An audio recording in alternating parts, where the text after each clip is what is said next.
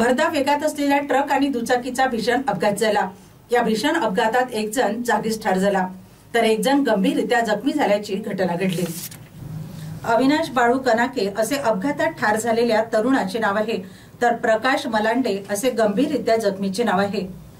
सोनुर्ली येथील दोन तरुण अविनाश व प्रकाश हे आपल्या दुचाकीने करंजीच्या दिशेने जात होते। दरम्यान सोनुर्ली फाट्यावर नागपूरकडून हैदराबादकडे जाणाऱ्या ट्रकने त्यांच्या दुचाकीला जोरदार धडक दिली। यात अविनाश बाळू कनाके हा जागीच ठार झाला तर सहकारी जखमी झाला। हा अपघात एवढा भीषण होता की घटनास्थळावर रक्ताचा सडा पडला होता।